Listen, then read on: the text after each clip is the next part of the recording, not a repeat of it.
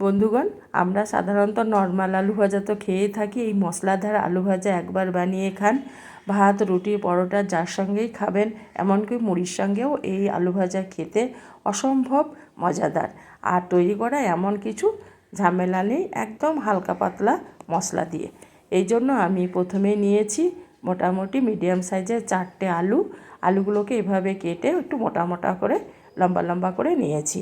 এবার গ্যাসের মধ্যে বসিয়ে দিলাম একটা কড়াইয়ের মধ্যে দিয়ে দিলাম 2টো শুকনো লঙ্কা দুটোকে একটু টিপে টিপে ভেজে নেব। প্রথমে লঙ্কাটাকে দিয়ে দিলাম, লঙ্কাটা একটু ভাজতে টাইম লাগে। এবার আমি এখানে দিয়ে দিলাম 1 চামচ গোটা ধনে, 1 চামচ গোটা জিরে। এবার নেড়ে চেড়ে এগুলোকে ভেজে নেব। যখন জিরে ধনে একটু ফুটফুট করে শব্দ করবে তখন আমার এগুলো ভাজা হয়ে যাবে। এটাকে ঢেলে অন্য একটা জায়গায় রেখে পুরোপুরি ঠান্ডা করে নেব।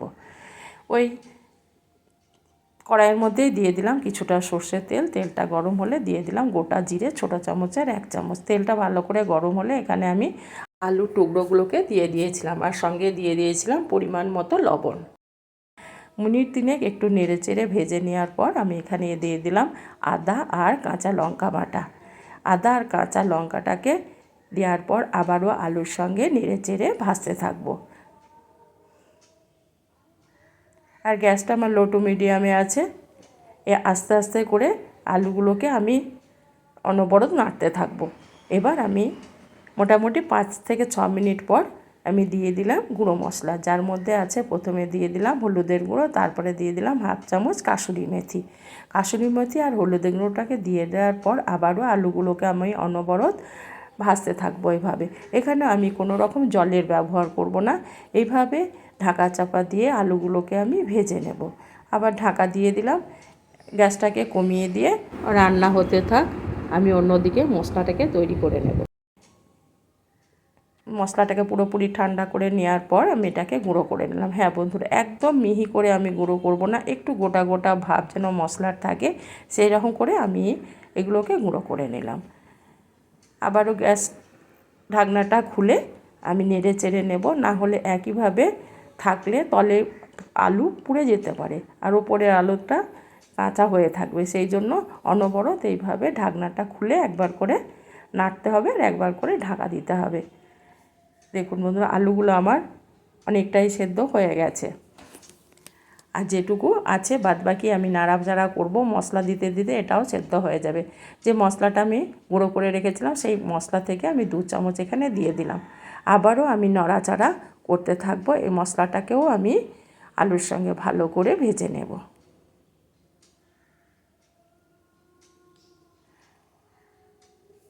অনেকটাই মোটামুটি আলু আমার সেদ্ধ হয়ে গেছে।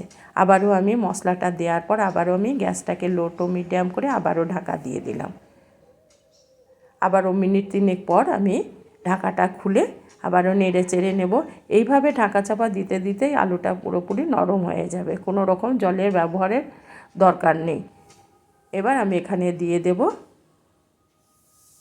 আমচুর পাউডার। যদি আমচুর পাউডার ঘরে না থাকে তাহলে আপনারা এখানে চাট মশলাও দিতে পারেন। আমি 1/2 চামচ আমচুর পাউডার দিয়ে দিলাম। আমচুর পাউডারটাকে দিয়ে দেওয়ার পর আলুর সঙ্গে আবারও নেড়ে চেড়ে মিশিয়ে নেব। আর দিয়ে দিলাম গরম মশলা পরিমাণ মতো। আমার আলুটা খুব বেশি না, সেহেতু মশলাগুলো একটু কম কম করে লাগছে। যদি আলুর পরিমাণ বেশি হয় তাহলে কিন্তু মশলার পরিমাণটাকেও বাড়িয়ে দিতে হবে। আমার কম আলু বলে 1/2 চামচ আমি আমচুর পাউডার দিয়েছি, অল্প একটু গরম মশলা দিয়েছি। এবার আমি দিয়ে দিলাম ধনেপাতা কুচনো। ধনেপাতাটাকে দেওয়ার পর আবারও নেড়ে চেড়ে আমি মিশিয়ে নেব। আর এই দেখুন বন্ধুরা, আলুটা আমার পুরোপুরিভাবেই কিন্তু সেদ্ধ হয়ে গেছে। ধনেপাতাটাকে দেওয়ার পর আবারও নেড়ে চেড়ে আমচুর পাউডার গরম মশলা ধনেপাতাটাকে দেওয়ার পর গ্যাসটাকে একদম কমিয়ে দিয়ে আমি মিনিট 3 ঢেকে রেখেছিলাম। এবার ঢাকনাটা খুলে আবারও একটু নেড়ে চেড়ে নেব। একদম পুরোপুরিভাবে আলু আমার সেদ্ধ হয়ে গেছে। এবার আমি গ্যাসটাকে বন্ধ করে দিলাম। একটা প্লেট দিয়ে ঢাকা দিয়ে 5 মিনিট রেখে দেব। তারপর একটা প্লেটের মধ্যে আমি উঠিয়ে নেব। দেখুন বন্ধুরা, যেমন লোভনীয় তেমনি কিন্তু মুখরোচক। ভাত রুটি পরোটা যার সঙ্গেই খাবেন খেতে কিন্তু ভীষণ মজাদার। আর এখনকার সময় বেশিরভাগ মানুষের শরীর খারাপ, এটা দিয়ে মুড়ি খান, খেতে কিন্তু অসম্ভব মজা লাগে। আর মুখের স্বাদ ফিরে আসে। আর যদি আমার ভিডিওটা ভালো লেগে থাকে তবে অবশ্যই একটা লাইক করবেন আর কমেন্ট করবেন বন্ধুরা কেমন লাগলো, আর অনেক অনেক করে শেয়ার করবেন আর সাবস্ক্রাইব করে আমার চ্যানেলটির পাশে থাকবেন। Thank you.